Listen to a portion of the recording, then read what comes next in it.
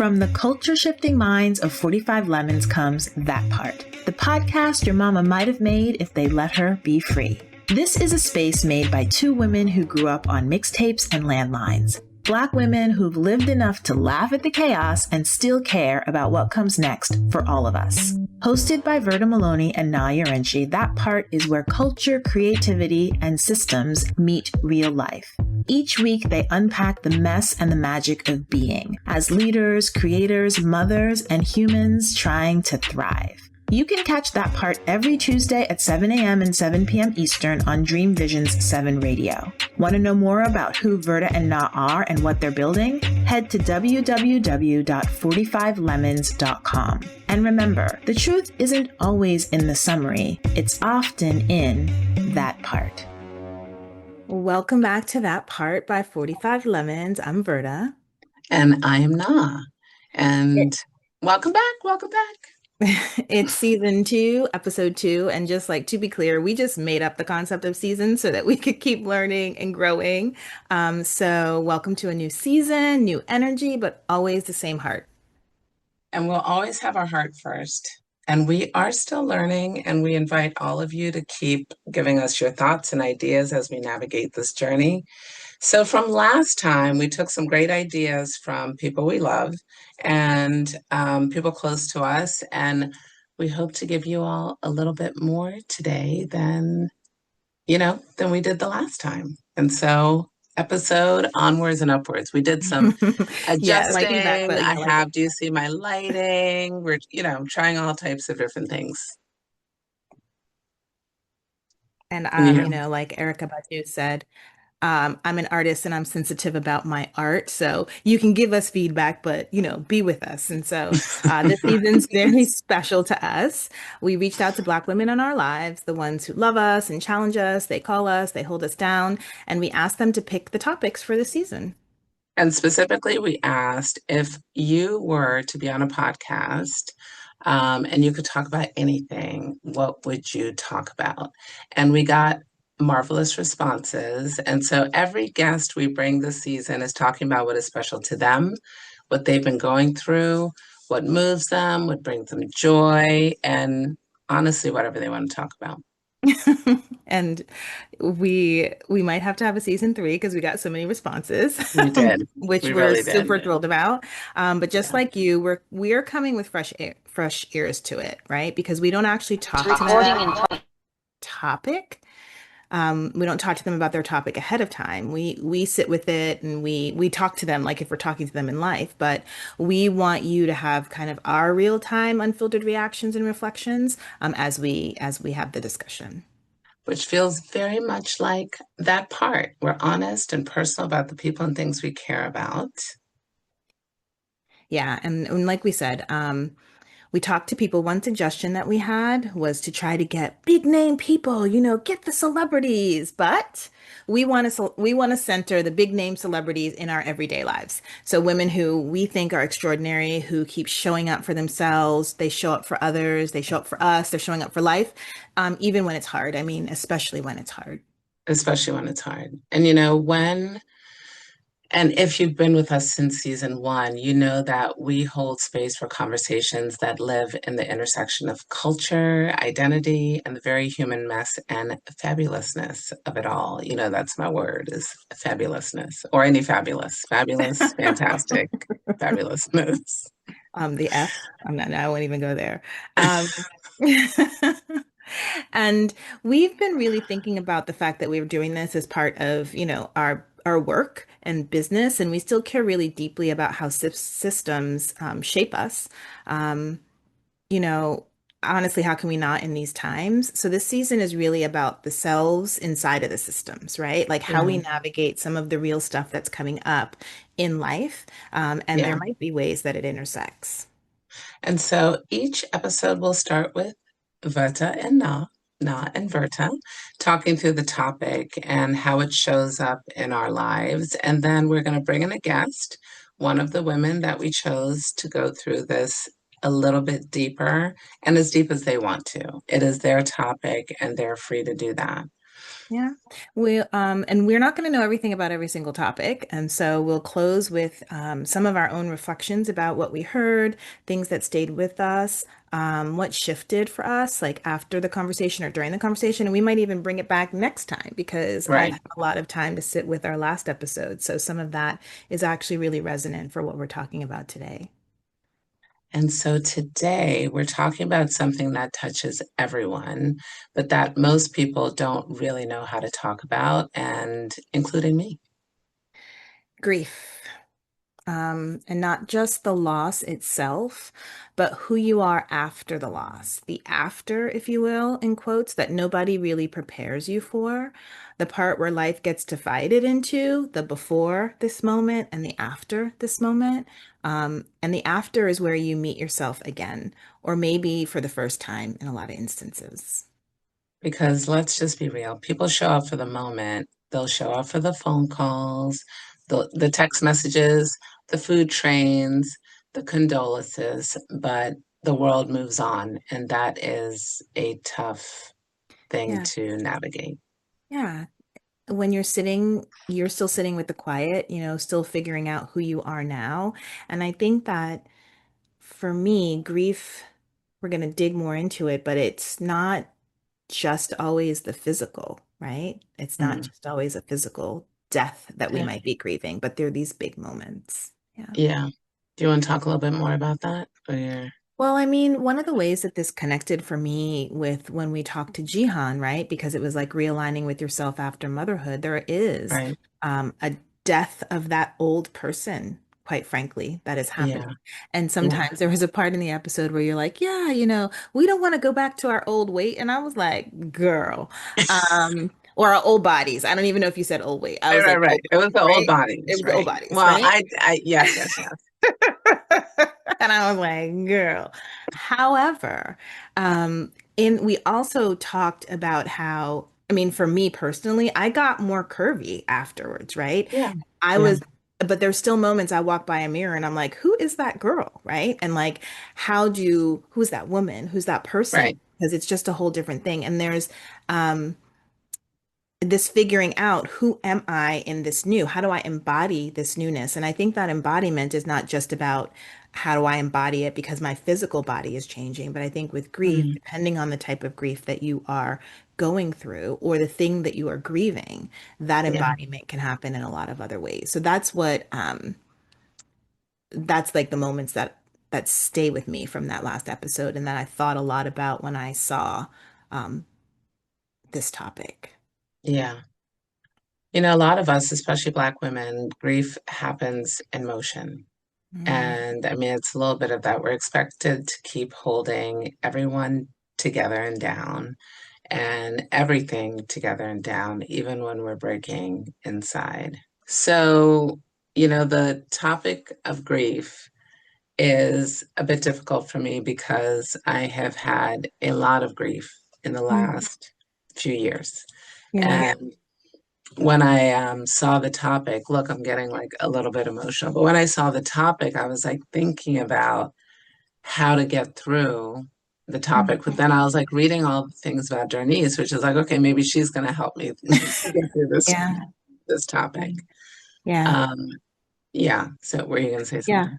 Yeah, I was gonna say, I feel like I've had moments, and as we get older, and as I get older, and my parents get older, which I'm, so fortunate to.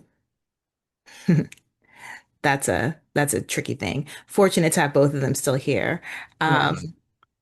You don't think about what it's like to, I haven't yet had to think about that, but I've had friends that have been going through that. And as we hit this, when all of us, the Gen Xers of the world, are hitting a place in life where there's different types of loss that are happening for them. And so the topic is really huge. And that last bit that we were talking about still having to perform, still having to go to work in a time that we've talked about in previous episodes that is and has always been very difficult for Black women because of all the things and ways that we have to be in the workplace. And then add to that you're potentially going through what it means to have a significant loss going on in your life. And so I am really excited about where the conversation can go and that it can potentially help people think more about what it means to rebuild, to redefine, and to allow a new version of yourself to exist, but allow yourself to meander through that process Yeah. again. Yeah. Yeah. When my father passed away, it was, and I don't know how to say this, but I didn't think I would be as gone as I was. You know what I mean? Like, Yeah. because you don't know how grief is going to hit you, Yes. and where it's going to come from. And so I have a story. It's a little bit funny, but it's a little bit, like just about what happens with grief. So, my father passed away, and then school started for the kids, and we went to back to school night, and I went to back to school night. I did all the things that happen in the course of being a parent with Yep. young children and elementary school, and we went a whole year, and we were back at back to school night, and I'm sitting next to a friend who I think I sat with the year before. And so they're talking about all these things, and they get to this one part where they start talking about, I don't know, the Arboretum or the opening or something. And I was like, oh my gosh, that's so neat. That's so cool. I did not know that this existed. And they looked at me kind of sideways, and they were like, do you remember last year at this time when they talked about this? And and I was like, I don't Yeah. remember. And it hit me in that moment that I had kind of walked through that year. Like I hadn't been as conscious or as present or something through that Yeah. year. And I didn't even realize it. And so, I tell people all the time, when you have grief, I mean, it's never going to go away, but you have to at least give yourself a year of where things kind of fade out, where you're just really trying to hold it together. Yeah. Yeah.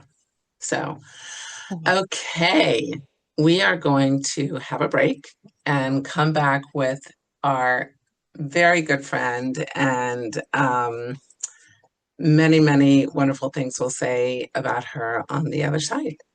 Thank you.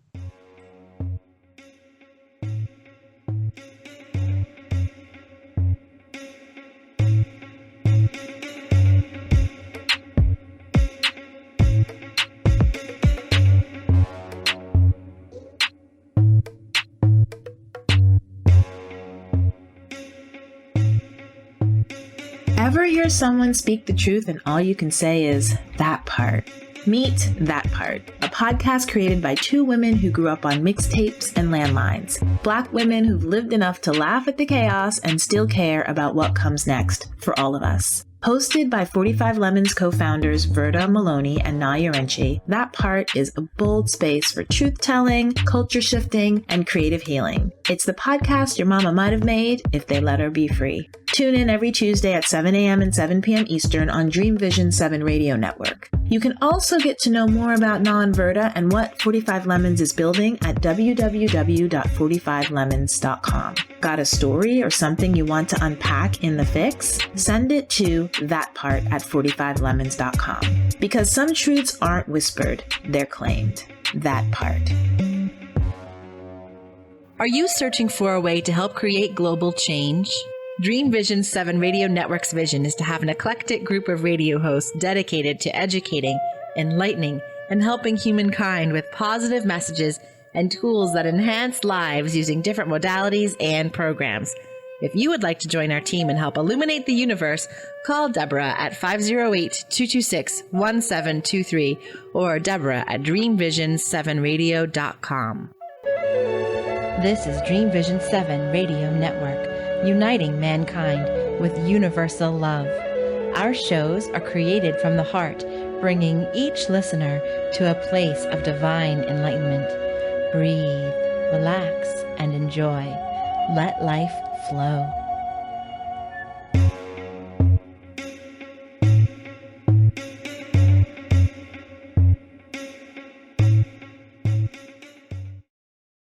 Welcome back. We are 45 Lemons in all the spaces. You can find us wherever you listen to podcasts. And I want to jump right in to introduce you to our very good friend, Darnese Daniels. She is a thinker, a healer, a guide whose work lives in the in-between spaces. She helps people make meaning of their experiences, moving through grief with joy, and come home to themselves. Darnese works especially with Black women, educators, and leaders, supporting them as they create new ways of being in spaces that they shape. And her practice bridges personal healing, organizational transformation, and deep scholarly inquiry. She is that girl. And that girl on that part. And what, we love about her story that it's not polished, it would be the word that somebody might say. It's human. She's here because she's still showing up. And I live and love the piece of your introduction. This is on your LinkedIn page where you said that you think of your work as wounded soul doula work, supporting people as they you said supporting people as they move through breaking open and becoming. I love it. So welcome, Darnese. Thank you, Verta. Thank you, Naa. Welcome. Thank you for the invitation. It's a pleasure and an honor to be with 45 Lemons. It is a pleasure and honor to have you. And so as you saw, I was like a little breaking up in that last part and trying to hold it together. Yes. And so let's start here a bit gently with what made you say yes to this conversation right now? What made you pick this topic? So I thought about all the ways that I could go, when you all, invited me into your space. And I was like, oh, I could talk as a scholar. I could talk as an educator. I could talk as a leader. I could talk as a, former preacher. I could talk in all these different ways. And then I was like, but all those things had one similar kind of theme. Mm-hmm. And that theme was throughout my life, I have felt like there's always been this like breaking and then opening. These like major transitions, what I call earthquake moments. And it didn't matter if I was in my time as a musical theater major or if it was while I was moving through the last iteration of my leadership into my doctoral program.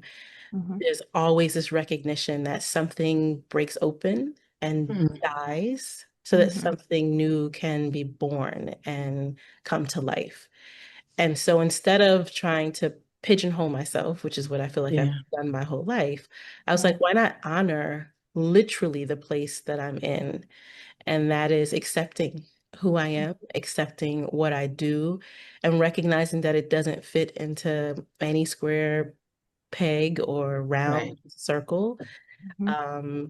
And because it's the two of you, it felt like the safest space to have this conversation for the very first time out loud and in color. Oh my goodness. I mean, what do you say to that? Everybody have their tissue ready.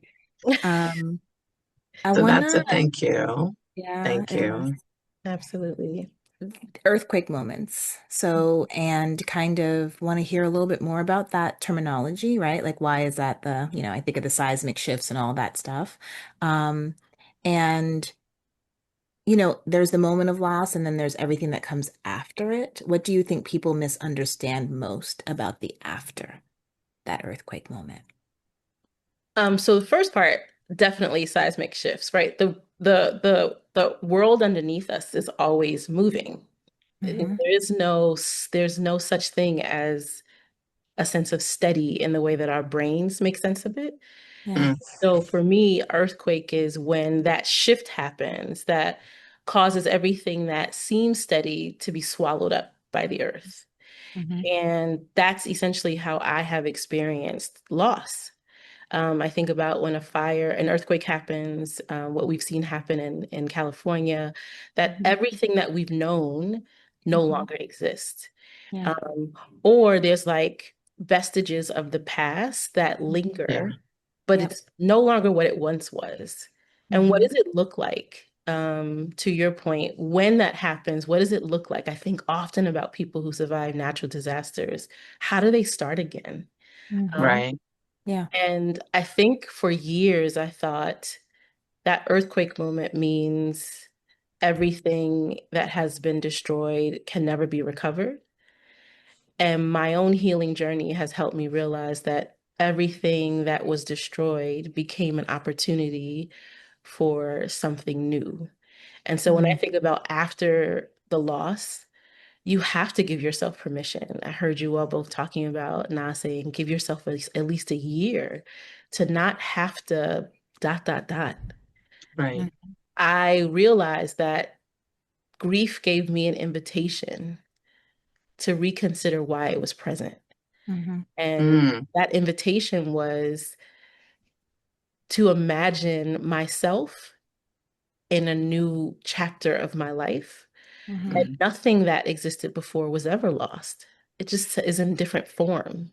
Mm. Yeah. So when my mother passed away, you know, so much about what I've experienced in the Christian faith was that like she's gone forever until I meet her Mm. again in heaven. And Yeah. grief came to me really clearly, really intensely to invite me into my mother is still with me Mm. because that which is spirit never dies. That Mm. would have not happened for me in a real, tangible way if I didn't accept the invitation grief was offering, Oh which my took goodness. time for me to get to, right? Like to Na's point, it wasn't just a year, it's been years Yeah. of accepting the invitation. And each time I accept it, I get clearer and clearer and clearer.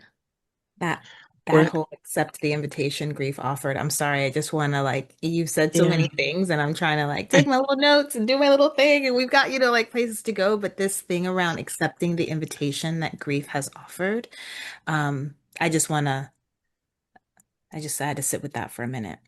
Yeah. I mean, in order to do that, are there things that you feel like you had to unlearn? That's like the perfect question. Yes. Yes. In many senses, I had to deconstruct my faith. I Mm. lost it, but all the ways that framed how I understood God, how I understood spirit, how I understood humanity was now turned upside down. It had been swallowed up. So Yeah. either I like try to, Yeah. It was recover it swallowed up like in the grief. in the grief, Mm. Yeah. in the grief. And the kind of deconstructing was allowing myself to unlearn all of the things that for so long had determined how I engaged with God, with humanity, with my own kind of soul journey. Yeah. And the unlearning was probably the most painful part because that Yeah. was sort of grief. I had to release and let go and accept what was nebulous for a long time until it started to take real shape and form. And Right. that meant taking risk at thinking differently, inviting other folks into the conversation around what their experiences had been, um, staying open to what would come Yeah. to me in ways that were more natural, understanding God through nature and water and sound, all these ways that for years I'd taken for granted. Something that bubbled up for me with the whole, what did you have to unlearn and then unlearning is about how we kind of met, right? And this parallel experience of unlearning and deconstructing and decolonizing, right? So we met through a lot of work that was, anti-racism, anti-bias work, how to create spaces that were more healed than the spaces, than it was before. And so I kind of have a question about this parallel of like, and then the other question was like, okay, you unlearning, how do I show up for all the other stuff? This whole job, this whole being a mom, this whole being a partner, like, come Right, on now. Like, I'm just one right, human out here. What you right. talking about? So I'm really curious about as you do this work, particularly because you're focused on Black women as Mhm. educators or whatever, like talk to us about what that looks like in your practice or in your work with people, this unlearning, and how do you do that on uneven ground?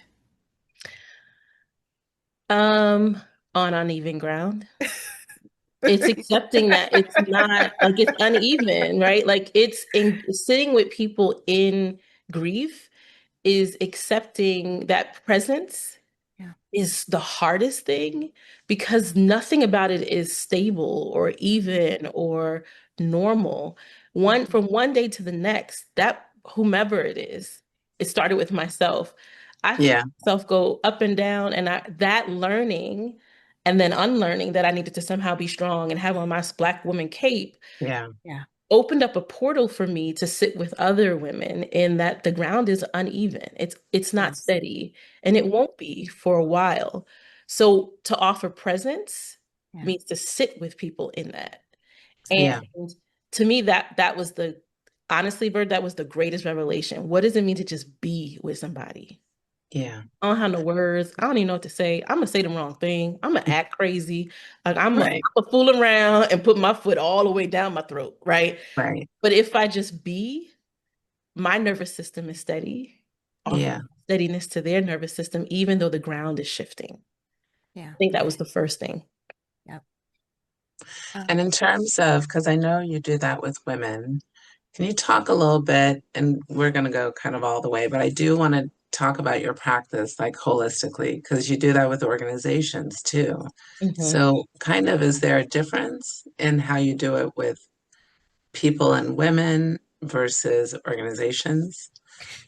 So I think one of the only difference is one is if you're with a woman individually, that's one thing. But the women that I do it with, it's usually in collective in what I call sister circles.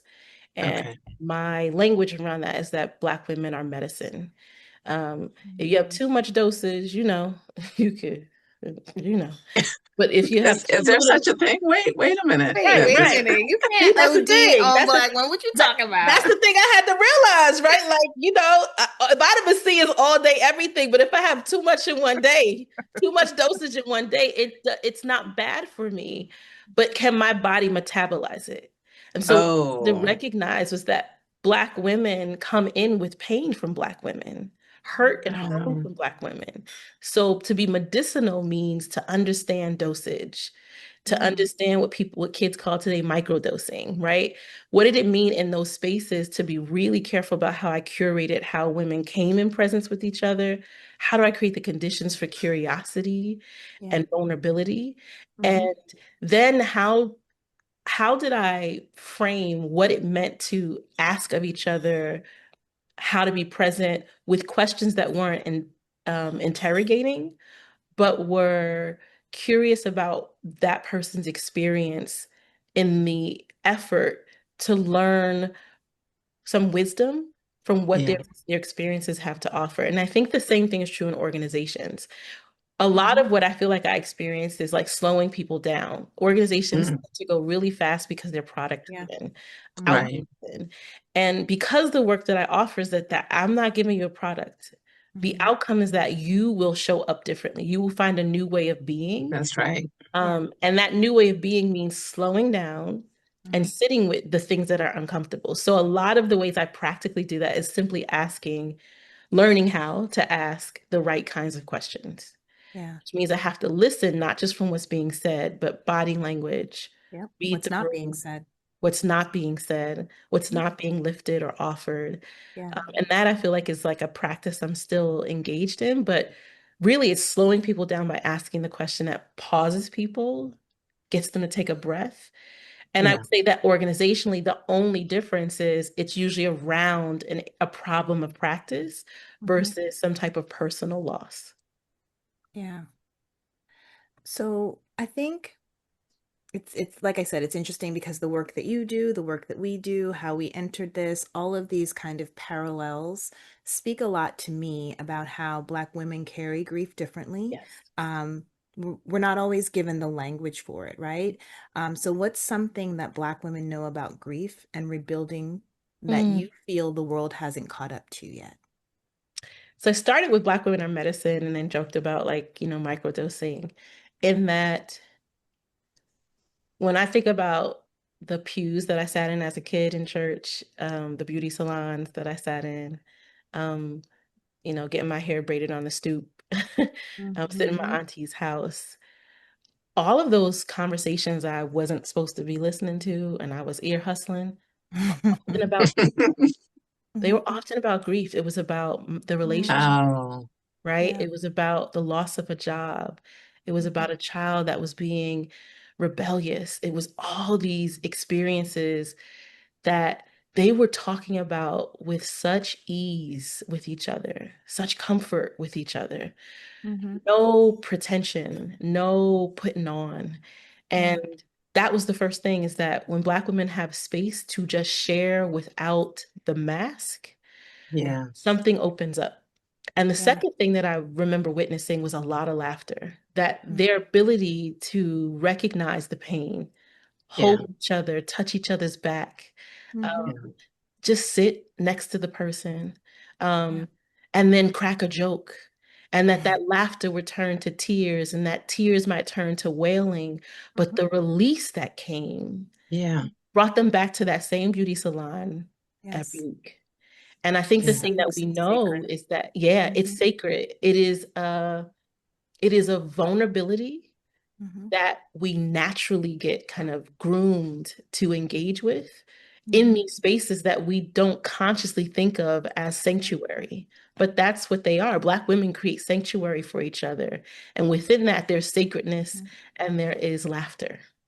Let me ask, and I'm going to take this again. I'm continuing to shift, but we had, I had the pleasure of you visiting my homeland in Mm. Ghana, and there's something around this that also has to do with coming back from grief and loss. Can you talk a little bit about that?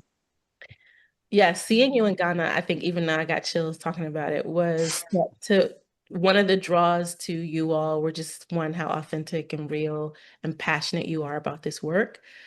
But you're talking about Ghana and what it meant to both acknowledge the loss, but also like the power that you come from, this knowing of who you are, that as a Black American, I didn't necessarily grow up with, Mhm. Mhm. offered this opportunity for me to go and grieve what generations, for example, my mother, I feel like I brought my mother with me to grieve what she dreamed of doing, to Mhm. release, to wail, to cry, and then to also see Blackness everywhere Right. in Yeah. this way that I have never had the opportunity to experience. Yeah. So grief and joy lived side by side in Ghana in a way that was restorative and healing. I mean, on a cellular level, that I Mhm. feel like when Black women can have that experience, it's one that I would encourage them to pursue. Appreciate that. So let's say there's someone listening who's still in the middle of it. They're still in the fog. Um, what would you want them to hold on to? Like, what is something, like from your practice? And I have a whole other thing, but we're gonna have to bring you back because I'm like, that's the thing I'm gonna go with right now. We'll see in a minute. Go ahead with that Yeah. one. So because I named like right, we both are loved by Black women, and because we love so what I say peculiarly, yeah, y'all know what I'm In saying. a We peculiar know what you manner. mean. We know But Right. what I you wanted to leave it. I wanted to go ahead and do what I did to the language. That's right. Y'all know what I meant. In a peculiar way. It's Yeah. peculiar because it is unfamiliar. It is Mm. odd. Um, Sometimes people mistake it for something. I think they conflate it with, sexuality And Alice Walker talks about that, Bell Hooks talks about that, that our love is so deep and so rich that in the same way we can wound each other and hurt each other more deeply than other harms or hurts. The thing I would say is to really sit with yourself and think about, is there the presence of, whether it's an elder or someone from another generation, of someone who you trust, not with your story, but with your soul, and to offer them one small part of what loss you've experienced and where you are in that loss, not to get a response, but to get a release. That's the thing I ask is there anyone in your life that you feel like you have the safety to explore that with? And if you don't, where is the point of healing? Where's the wound? Whether it's your mom or your grandmother, your sister or your best friend, that you can seek out. And I do say this to people, therapy, and I often offer the decolonized therapy that really centers the needs of Black women so that they can come and begin to heal that wound, so repair can begin in new relationships. So for me, the in-between is to sit with that question. Where did the wound begin? If it is not with Black women, then find one who you can share that with, just to release. And if it is, seek help but with the people who have the gift and the skill to counsel you so that you can repair that, because there's nothing like the love of Black women and the healing energy and restorative energy that we bring when we're just in presence with each other. And the lack of that can I think feel it can go unaddressed for so long. That I long for women to repair that. And I know each relationship is different, but I think that repair energy is one that can heal generations of harm and hurt that have come through our line. Okay, we are up on a break and we are supposed to be done with you, but we're not. And so you're going to continue to join us for a few more minutes when we come back from this break.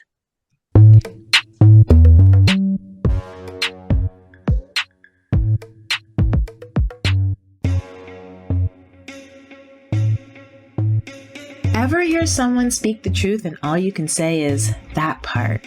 Meet That Part, a podcast created by two women who grew up on mixtapes and landlines. Black women who've lived enough to laugh at the chaos and still care about what comes next for all of us. Hosted by 45 Lemons co-founders Verta, Maloney, and Naa Yirenkyi, That Part is a bold space for truth-telling, culture-shifting, and creative healing. It's the podcast your mama might have made if they let her be free. Tune in every Tuesday at 7 a.m. and 7 p.m. Eastern on Dream Vision 7 Radio Network. You can also get to know more about Naa and Verta and what 45 Lemons is building at www.45lemons.com. Got a story or something you want to unpack in the fix? Send it to thatpart@45lemons.com. Because some truths aren't whispered, they're claimed. That Part.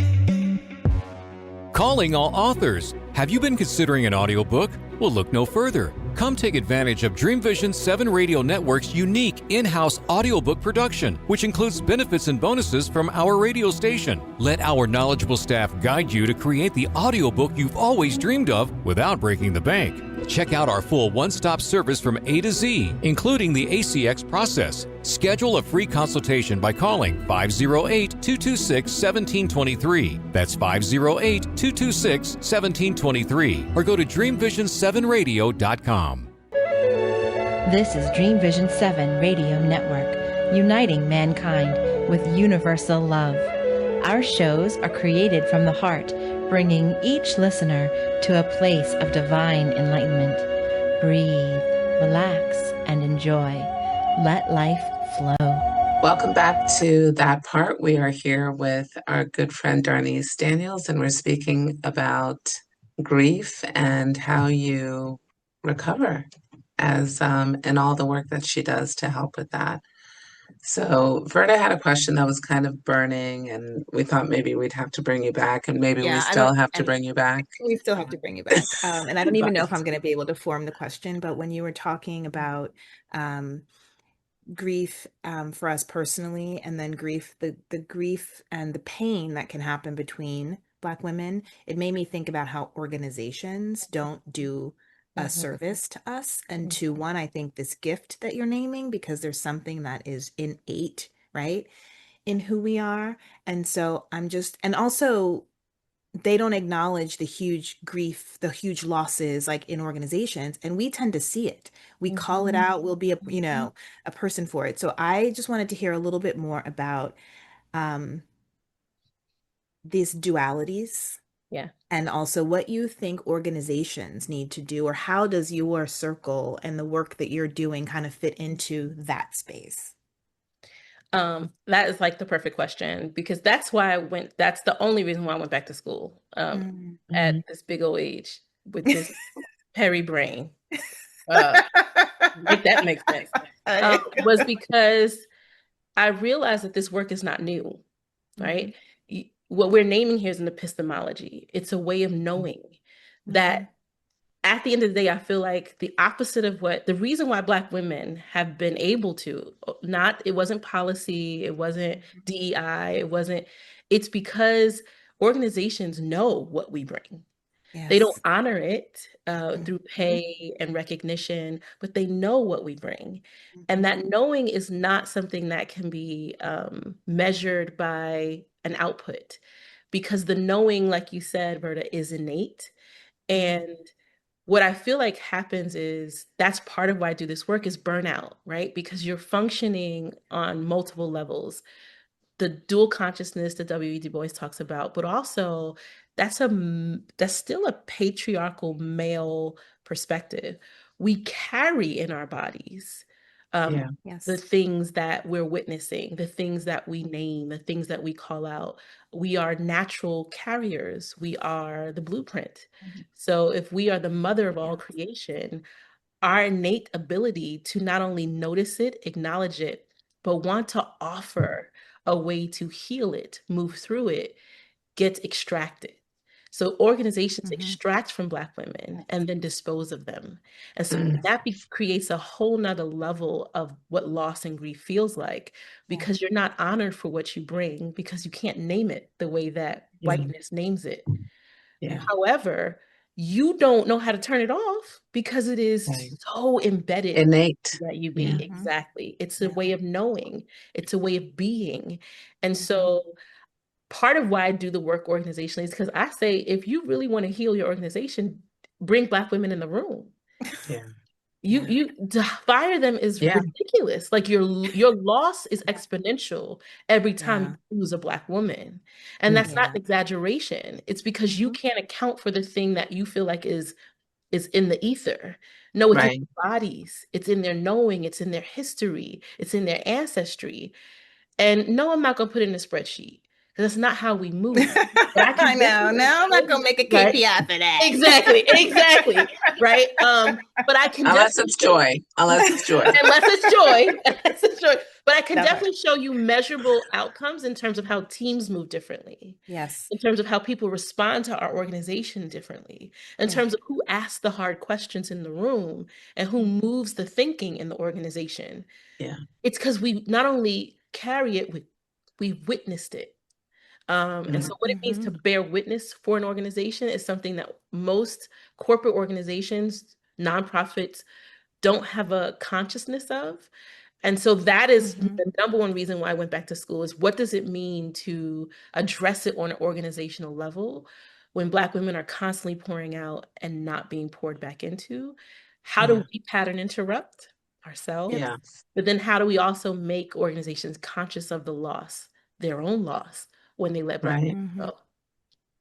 Yeah. I love that. I mean, it's thank you for all of this. You know, thanks for sharing. Thanks for bringing up things that people don't talk about often. And I do want to offer you, because we do have to go. So sadly, we will have to be ending this, but is there anything that you would like to share? Like any, kind of any last thing that you want people to know to carry with this could be your vitamin C. We'll be doing our own later, but we'd love you to share that. So I wrote a piece that basically was, where does the love go now? I think about grief as love with nowhere to land. And therefore it offers us a place to search and to seek. And I guess the thing I would offer is this concept that we don't walk through grief alone, not just in the natural with having presence with a person, but we carry with us our ancestors. We carry their lessons from grief. If we slow down long enough and we quiet ourselves long enough and we practice presence with self long enough, I believe they speak to us in the stories that we hold in our bodies, in our childhood, but also in the Ancient of Days. I truly believe that. I think it's a hard practice because there's so much noise, but I would invite every Black woman to slow down and sit with self and let your ancestors speak to you and let the divine amplify it. And where can people go Amen. to read that? Where can they go to find that and find They you? can reach me at Substack. They go to my Substack. That's right. See, it's the joy. It's the duality, right? They can go to my Substack. They can go to my LinkedIn. My Substack is tied to that. They can go to my Instagram.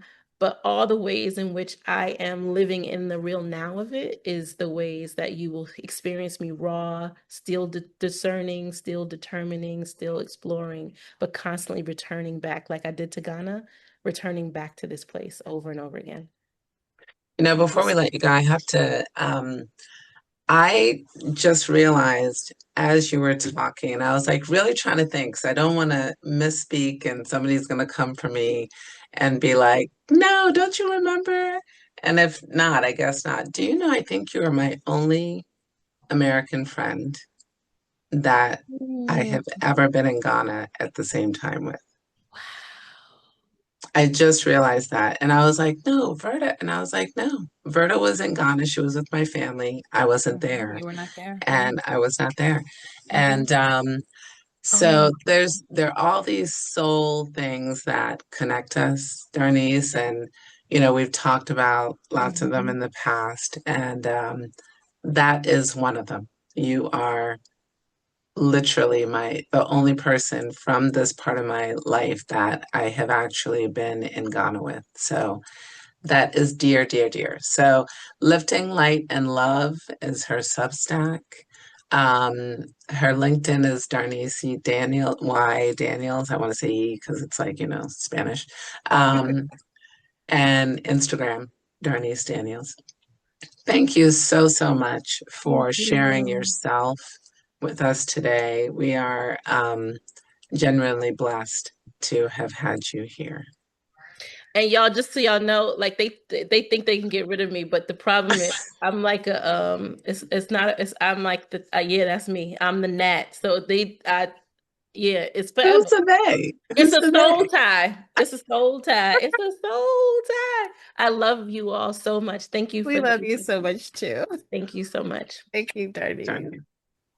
I have so much. I don't even know like what to do with my notes right now. So I'm going to need some time to process that, to metabolize it. But vestiges of the past that linger, accept the invitation that grief has offered, hold space as we don't know where anyone is on this journey. That's just mine. Like those other ones were words that literally came out of Darnese's mouth. And so for me, I think there are the big moments of grief, and you shared about, you shared a story of one for yours, and there are the moments that don't seem really big until you're on the other side, right? So layoffs, losing a job, like there's a lot that, goes on with that, right? There's the grief that's often not acknowledged within the organization when someone is let go or quits or is fired. And then there's also like the process that I go through, and finding myself on this other side. It felt really timely because I am Yeah. finding myself on this other On the side. other side. Yeah. Yeah. No, I so appreciate so many things about Darnese. And I mean, I had chills a few times in the, moments of that. And I hadn't thought about the grief of being laid off either. Like it didn't even occur to me. I saw the topic grief and I thought something specific. And so as she was talking about organizations and what they lose, Yes. and they do. And I've always believed that, but that was so well articulated. Yeah. It gave me chills because I was thinking about, any time that that's happened for me and how I'm like, well, I mean, really, seriously, that's their loss. And Literally and figuratively, their literally and loss. figuratively, their loss. And so for her to really explain that to me, like, because I've always felt it, but now I like understand Yeah. it. Yeah. And there's so much about what we as Black women, how certain things have been extracted from us over time. And one of the things that is on the other side of this, and even seeing Darnese as she has transitioned into these different roles and the different work that she's doing, is that there is a reinvention that, if we allow it, can happen after that. And I Right. think that, or even not a reinvention, it's like, oh, this is what I always wanted to do, And Right. so there's just some beauty in that. And so, we're not supposed to always go back to who we were, right? You're meeting you where you are right now. Yeah. And it's the best. Yeah. So, that part is that grief doesn't mean you're broken. Mm-hmm. It means you've been opened. So thank you, Darnese, for that. Yeah.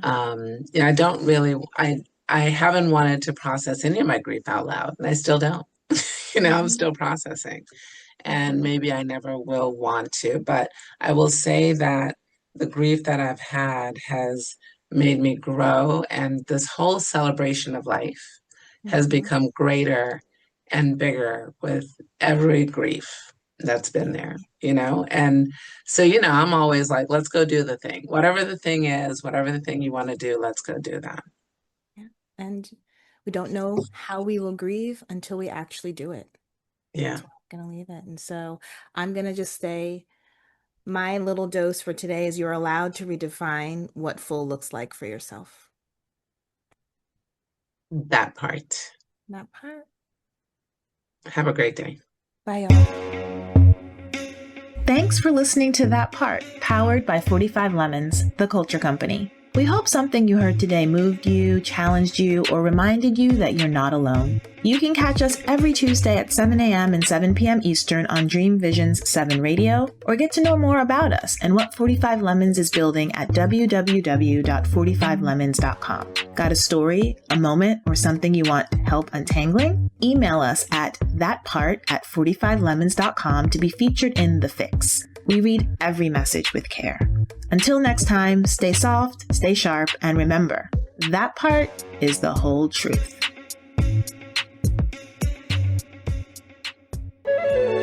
This is Dream Vision 7 Radio Network, uniting mankind with universal love. Our shows are created from the heart, bringing each listener to a place of divine enlightenment. Breathe, relax, and enjoy. Let life flow.